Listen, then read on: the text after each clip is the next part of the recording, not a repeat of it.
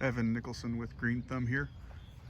We're at a lawn we're just going to refer to as CD's lawn. We just took some soil samples, took some measurements. Looks like we've got right at 6,000 square feet here. Okay, so starting off here in the front, we've got, about a 50-50 mix of tall fescue, hopefully turf type, and Bermuda grass. I explained the options of removal and replace of that to the customer already, but he said he's also okay with a mixed lawn. So with this front here, I recommend just go ahead and getting on the treatment plan, getting these weeds taken care of, and just wait for that Bermuda to fill in. And then we'll see what we're working with later on this summer to see if we need to seed anything. There is an area over here where there's some tire tracks that we know we're gonna need to seed.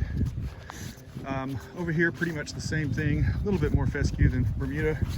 One thing I didn't address with you there, Mr. D, is this line right here will probably want to persist due to the drains being underneath the soil there.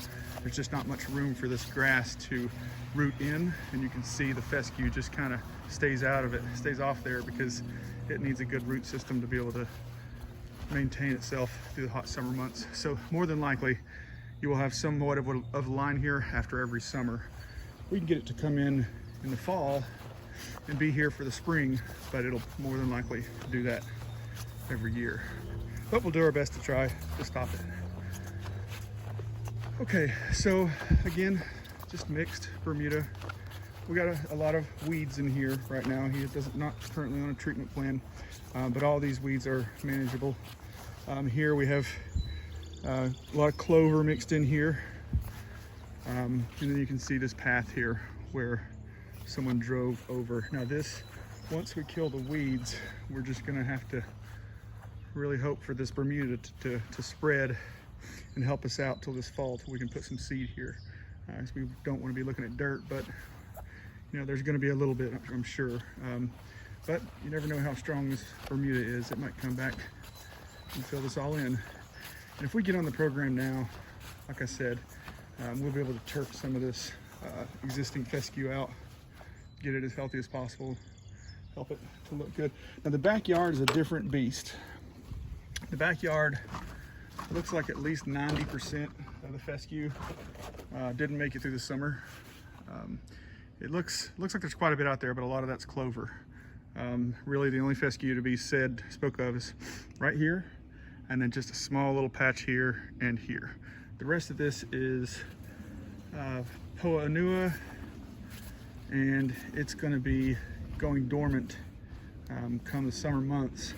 So there's really not gonna be much here during these summer months. So I would recommend one of two things: either not killing anything in here, not using any herbicides, and just try to get whatever's here to just be as healthy as possible, even if it's a weed.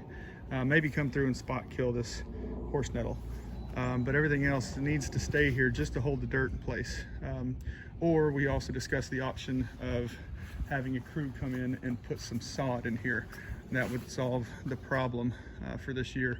And I'd like to get in here and kill some stuff if you're gonna do that before the sod goes down, so we won't be fighting it later. So again, just more Poa annua, little tiny clumps of fescue here and there, but not enough to sustain this bank here. So there's a couple options there. Like I said, we can just feed what's here and try to keep it as healthy as possible, and then come through and seed it this fall. It's a pretty small area. He is not on irrigation currently, so we'll have to make sure we share our watering guide with him so we can adapt to this coming warm months this year.